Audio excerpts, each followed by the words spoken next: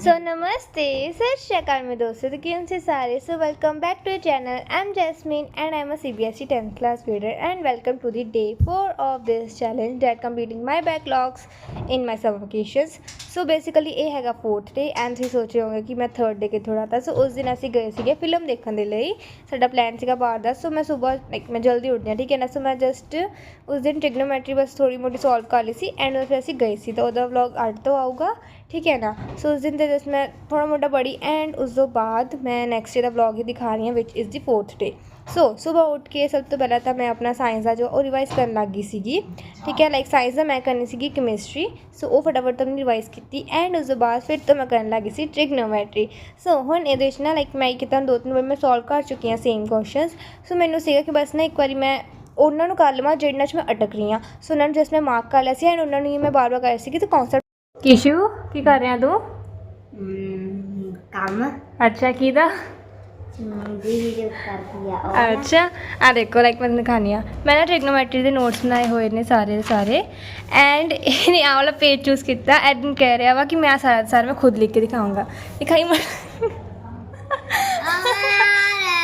Writing ਸੋਹਣੀ ਨਹੀਂ ਹੈਗੀ ਤਾਂ ਕੀ ਹੋਇਆ? ਦੇਖੋ ਕਿੰਨੇ ਮੋਤੀ ਚਣ ਕੇ ਲਾਏ ਆਏ ਨੇ। संभाल के रखी, कोई मोती चुक के ना जाए है ना महंगे वाले। हाँ देखो लाइक देखो इतने की मैं रेड पेन लिखिया वा। सो इन्हें ना कि बॉक्स बना के प्रॉपर वो भी रेड पेन लिखिया वा सारा। किसी दस इनू की कहते आ इनू ते इत्थों रहन दे। इनू की कहते ने इनू? हाँ ओहो की कहते आ अंडरवुड। हाँ शाबाश अंडरवुड 2। ये कीजिए ना काम करने लगे ट्रिग्नोमेट्री। कहता कि मैं ना स्कूल जाऊँगा, अपने फ्रेंड्स को कहूँगा कि मैंने तो 10th का आंदा वा काम है। मैं उन्हें दिखाऊँगा कि देखो 10th का। उन्होंने की पता कि मैं जेब के लिए आया। जब मैंने कह रही दीदी इन्ने ज़्यादा तो की आ रहा COSSIN क्यों आ रहा वा? क्योंकि इन्हों सॉल्व कर रहे हैं आप। हाँ सो ये काम चल रहा है। दैन फिर मैं बैठ गई सी अपना इकनॉमिक्स का चैप्टर रिवाइज करने के लिए विच इज़ डेवलपमेंट एंड ये मैं यूज़ कर रही अपने नोट्स प्लस इकनॉमिक्स बुक, ठीक है। क्योंकि मैं रिवीजन लिए दोनों नहीं यूज़ करती हूँ, ठीक है। कल्ले नोट्स भी नहीं कल्ले है ना कि अपनी बुक तो भी नहीं, क्योंकि कुछ चीज़ें है ने जो मैं अपने नोट्स लिखे हुए हैं बुक के उत्ते नहीं लिखी हुई हैं, कुछ चीज़ें है ने जो बुक के ने नोट्स नहीं लिखी हुई हैं, तो मैं दोनों यूज़ कर रही, ठीक है। तो कुछ एम होंगे ना फिर NCERT तो भी एक बार गो थ्रू हो जाने उवें मैं कल्ली पूरी NCERT नहीं ना एक बार की हुई रिवाइज, बट फिर भी है ना मैं लाइक एम हो जाता वा। सो एनीवेज दैन फिर मैं करने लगी सी WPP सॉल्व।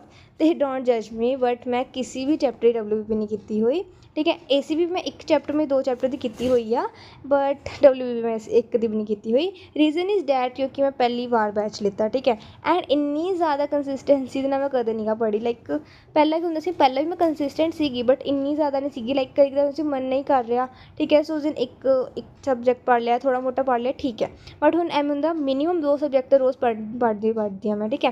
एंड इन्नी ज़्यादा कंसिस्टेंसी मैं कदे नहीं हुई and that is the reason कि मैनू थोड़ा इनबैलेंस हो रहा, थोड़ा लाइक मैनू आदत नहीं हैगी ना इन्ना ज़्यादा वो करन दी रोज़ पढ़न दी पूरा दिन, है ना। इन्नी ज़्यादा नहीं हैगी, 9th मैं पढ़ी है बट इन्ना ज़्यादा नहीं। सो इसी करके ना मैंने थोड़ा इनबैलेंस होया सीगा studies they which. That is why मैं WPP सारे छुट्टे हुए हैं। तो एक चीज़ मैं कर ली हाँ कि लाइक WPP हो गई, मान लो मैं नहीं सॉल्व की तो उस दिन का मैं लैक्चर छड़ देनी हाँ। WPP वाला जो होंगे सल्यूशन वाला जो क्लास होंगी मैं छड़ देनी हाँ कि सल्यूशन नहीं देखती मैं, ठीक है। क्योंकि की फायदा जो तुम आंसर पढ़े क्वेश्चन पढ़े नहीं होए, अपने वाले एफर्ट्स नहीं दिते, आंसर देख रहे हो, ठीक है। सो उत्थे मैं छड़ देनी है। एवं मैं सेम अपने मैथ्स भी करती हाँ। मान लो मेरी DPP किसी चैप्टर की नहीं हुई, वैसे तो मैं DPP मैं मोस्टली कर लैनी हाँ, ठीक है। किसी चैप्टर की मान लो नहीं की तो मैं उत्थे लैक्चर छड़ देनी हाँ, उत्थे क्लास बंद कर देनी है, क्यों आप आंसर देखिए, है ना। सो या मैं ये चीज़ करनी है, ठीक है। तो ये चीज़ मैनू वधिया लगती है, लाइक सही लगती है मेरे वालों तो, ठीक है। कि अगर नहीं कर पाए तो छड़ दो, रैदर दैन उसे सल्यूशन देख लो। एनीवेज दैन फिर मैं अपने अटेंड की अपनी क्लास। तो मैं तुहानूं दस रही हाँ क्लास जो साडे ना क्लास टैसट होंदे सीगे स्कूल दे विच, उहदे बेसिस मैम नूं लाइक जो मैम ना सानूं छोटी छोटी चीज़ां दस दिंदे सीगे कि तुसीं इत्थे गलती कीती, इत्थे गलती कीती है। बट इस बार मैं जो स्ट्रिक्ट चैकिंग मैं कीती है ना ਮੈਂ ਦੱਸ ਨਹੀਂ ਸਕਦੀ 13 ਮਾਰਕਸ ਦਾ ਸੀਗਾ ਐਂਡ ਉਹਦੇ ਵਿੱਚੋਂ ਮੇਰੇ 19 ਬਣੇ ਟੋਟਲੀ। ਲਾਈਕ ਮੈਂ ਛੋਟੇ ਛੋਟੇ ਚੀਜ਼ਾਂ 'ਤੇ ਵੀ ਉਹ ਧਿਆਨ ਦਿੱਤਾ ਵਾ ਕਿ ਇੱਥੇ ਐਵੇਂ ਲਿਖ ਸਕਦੇ ਹਾਂ, ਇੱਥੇ ਐਵੇਂ ਲਿਖਣਾ ਵਾ, ਠੀਕ ਹੈ, ਐਗਜ਼ਾਮਪਲ ਦੇਣੀ ਹੈ 2 ਨੰਬਰ ਵਿੱਚ ਕਿਵੇਂ ਆ, ਉਹ ਸਾਰਾ ਮੈਂ ਲਿਖਿਆ ਆਪਣਾ। ਐਂਡ ਲਾਈਕ ਮੈਨੂੰ ਹੋਇਆ ਕਿ ਹਾਂ ਮੈਨੂੰ ਬਹੁਤ ਜ਼ਿਆਦਾ ਇੰਪਰੂਵਮੈਂਟ ਕਰਨ ਦੀ ਲੋੜ ਆ। ਐਨੀਵੇਜ਼ ਉਸ ਤੋਂ ਬਾਅਦ ਨਾ ਮੇਰੀ ਬੈਸਟ ਫਰੈਂਡ ਦਾ ਕਾਲ ਆਈ ਸੀ ਕਿ ਚੱਲ ਆ ਜਾ ਆਪਾਂ ਮਿਲਦੇ ਹਾਂ, ਕਿਉਂਕਿ ਗਰਮੀ ਛੁੱਟੀਆਂ ਨੇ ਚੱਲ ਰਿਹਾ ਅਤੇ ਇੰਨਾ ਟਾਈਮ ਹੋ ਗਿਆ ਸੀ ਮਿਲੇ ਨਹੀਂ ਸੀਗੇ। ਸੋ ਮੈਂ ਅਤੇ ਅਸੀਂ ਦੋਨੋਂ ਫਿਰ ਮਿਲੇ ਪਾਰਕ ਦੇ ਵਿੱਚ, ਉਹਦਾ ਥੋੜ੍ਹਾ ਮੋਟਾ ਇੰਜੋਏ ਕੀਤਾ। ਬੱਚਿਆਂ ਦੇ ਝੂਲੇ 'ਤੇ ਅਸੀਂ ਚੜ੍ਹ ਗਏ, ਠੀਕ ਹੈ, ਲਾਈਕ ਬੱਚੇ ਵਾਲੇ ਨਹੀਂ ਸੀਗੇ, ਠੀਕ ਹੈ, ਥੋੜ੍ਹੇ ਵੱਡੇ ਵਾਲੇ ਸੀਗੇ, 15 ਸਾਲ ਤੱਕ ਤੇ ਚੜ੍ਹ ਸਕਦੇ ਨੇ ਐਂਡ ਵੀ ਆਰ 14, ਠੀਕ ਹੈ, 15 ਦੀ ਨਹੀਂ ਹੈਗੀ 14 ਦੀ ਮੈਂ। ਐਨੀਵੇਜ਼ ਫਿਰ ਮੈਂ ਇੱਕ ਆਪਣੀ ਹੋਰ ਫਰੈਂਡ ਦੇ ਘਰ ਗਈ, ਉੱਥੋਂ ਦੀ ਮੈਂ ਆਪਣੀ ਬੁੱਕ ਲਿੱਤੀ ਕਿਉਂਕਿ ਉਹਦੇ ਘਰ ਰਹਿ ਗਈ ਸੀਗੀ, ਉਹਦੇ ਬੈਗ 'ਚ ਚਲੀ ਗਈ ਸੀਗੀ। ਉਸ ਤੋਂ ਬਾਅਦ ਫਿਰ ਅਸੀਂ ਘਰ ਆਏ ਤਾਂ ਮਾਰੇ ਇੱਕ ਹੋਰ ਫਰੈਂਡ ਮਿਲ ਗਏ ਰਸਤੇ ਦੇ ਵਿੱਚ, ਉਹਨਾਂ ਨੂੰ ਮਿਲੇ ਐਂਡ ਫਿਰ ਘਰ ਆ ਗਏ ਵਾਪਸ। ਲਿੱਤੀ ਅਸੀਂ ਆਈਸਕ੍ਰੀਮ, ਲਾਈਕ ਜਦੋਂ ਅਸੀਂ ਜਾਂਦੇ ਹੁੰਦੇ ਹਾਂ ਨਾ ਉੱਥੇ ਪਾਰਕ ਦੇ ਵਿੱਚ ਅਸੀਂ ਕੁਛ ਨਾ ਕੁਛ ਤਾਂ ਲੈ ਕੇ ਆਉਂਦੇ ਹਾਂ। ਸੋ ਆਈਸਕ੍ਰੀਮ ਖਾਧੀ ਐਂਡ ਉਸ ਤੋਂ ਬਾਅਦ ਫਿਰ ਬਾਹਰ ਪਏ ਸੀ ਮੀਂਹ, ਅਤੇ ਮੈਂ ਤੁਹਾਨੂੰ ਦੱਸ ਰਹੀ ਹਾਂ ਮੈਂ ਇਸ ਦਿਨ ਉਸ ਵਾਰ ਕੁਛ ਨਹੀਂ ਪੜ੍ਹੀ ਕਿਉਂਕਿ ਦੇਖੋ ਮੈਂ ਥੋੜ੍ਹਾ ਇੰਜੋਏ ਵਾਲੇ ਮੂਡ ਦੇ ਵਿੱਚੋਂ ਆਈ ਹਾਂ, ਠੀਕ ਹੈ, ਅਤੇ ਮੈਨੂੰ ਉਹਦੇ ਵਿੱਚੋਂ ਦੀ ਬਾਹਰ ਨਿਕਲਣ ਦੇ ਵਿੱਚ ਇੰਜੋਏਮੈਂਟ ਦੇ ਵਿੱਚੋਂ ਬਾਹਰ ਨਿਕਲਣ 'ਚ ਬਹੁਤ ਟਾਈਮ ਲੱਗਦਾ ਵਾ। ਡੈਟ ਇਜ਼ ਵਾਈ ਫਿਰ ਰਾਤ ਹੀ ਹੋ ਗਈ ਸੀ, ਹਨੇਰਾ ਹੋ ਗਿਆ, ਮੀਂਹ ਪੈ ਰਿਹਾ ਸੀਗਾ, ਮੌਸਮ ਵਧੀਆ ਸੀਗਾ। ਸੋ ਡੈਟ ਇਜ਼ ਵਾਈ ਫਿਰ ਮੈਂ ਕਿਹਾ ਚਲੋ ਛੱਡੋ ਕੱਲ੍ਹ ਹੀ ਪੜ੍ਹਾਂਗੇ। ਐਂਡ ਦਿਸ ਵਾਜ਼ ਮਾਈ ਛੋਟਾ ਜਿਹਾ ਵਲੋਗ। ਆਈ ਹੋਪ ਤੁਹਾਨੂੰ ਵਲੋਗ ਵਧੀਆ ਲੱਗਿਆ ਹੋਵੇ। So like subscribe and share ਕਰਨਾ ਨਾ ਭੁੱਲਿਓ।